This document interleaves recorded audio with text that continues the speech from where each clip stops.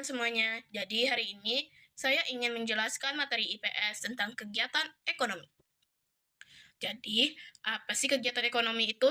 Kegiatan ekonomi adalah aktivitas yang dilakukan manusia untuk memenuhi kebutuhan hidupnya dengan cara memanfaatkan sumber daya yang ada, yaitu termasuk produksi, distribusi, dan konsumsi barang dan jasa. Oke, sekarang saya ingin menjelaskan produksi. Jadi, apa itu produksi? Produksi merupakan kegiatan untuk menambah manfaat suatu barang atau menciptakan barang baru untuk memenuhi kebutuhan manusia. Jadi, apa saja sih jenis-jenis produksi itu? Jenis-jenis produksi dibagi menjadi dua, yaitu produksi barang dan jasa. Produksi barang merupakan kegiatan mengubah sifat maupun bentuk suatu benda produksi. Barang ini juga dibedakan menjadi barang modal dan barang konsumsi. Misalnya, produksi roti, produksi mebel, dan penjahit.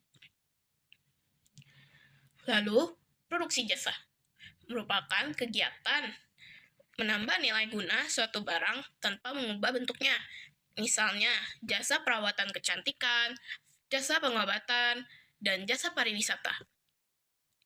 Oh ya, kegiatan produksi juga ada tujuannya loh. Nah, secara khusus, tujuan produksi meningkatkan keuntungan bagi produsen atau perusahaan. Oh iya, jangan lupa juga, produksi juga memiliki faktor. Faktor produksi merupakan segala sesuatu yang diperlukan dalam proses produksi barang dan jasa.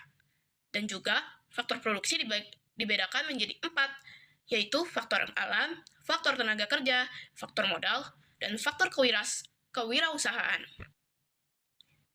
Nah, sekarang aku ingin menjelaskan apa saja faktor-faktor alam itu. Apa pengertian faktor-faktor itu? Faktor alam merupakan semua hasil alam, baik berupa benda maupun makhluk hidup yang digunakan dalam kegiatan produksi untuk mencapai kemakmuran. Kalau faktor tenaga kerja merupakan faktor produksi yang menjalankan kegiatan produksi baik secara langsung maupun tidak langsung. Lalu, faktor modal merupakan faktor produksi modal dapat berupa peralatan mesin, gedung, benda penunjang, kegiatan produksi lainnya.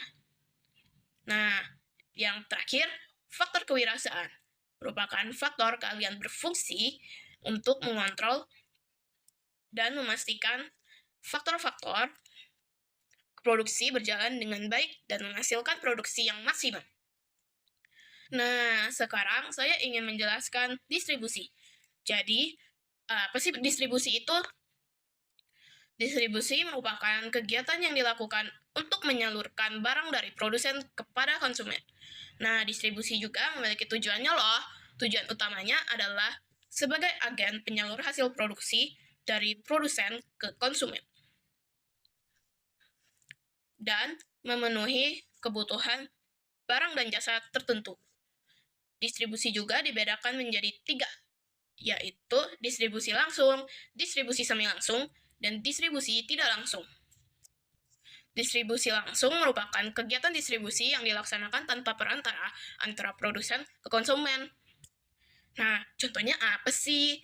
Contohnya, perusahaan roti yang menjual rotinya secara langsung dan penjahit yang menyerahkan bajunya langsung ke konsumen.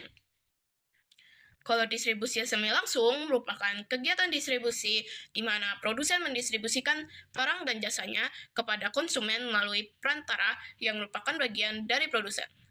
Nah, contohnya apa? Contohnya Samsung menjual produknya melalui Samsung Center.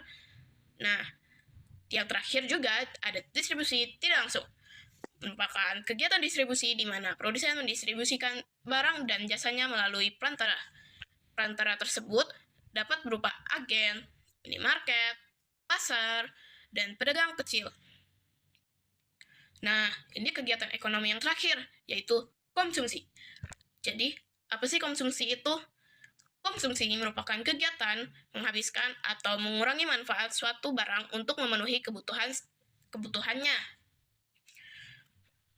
Konsumsi bertujuan untuk memenuhi kebutuhan dan menjaga berlangsung hidup manusia. Jangan lupa juga, konsumsi memiliki tujuannya juga loh. Jadi, apa tujuannya?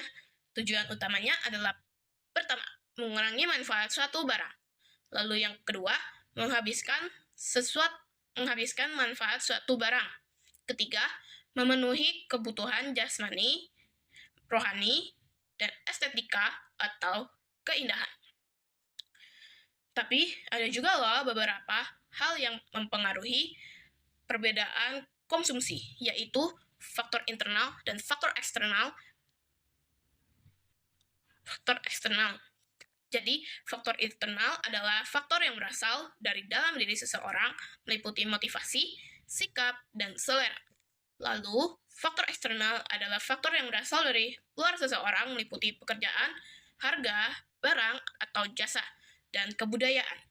Nah, sekian, itu saja pembahasan saya hari ini. Terima kasih sudah menonton dan mendengarkan video saya sampai akhir.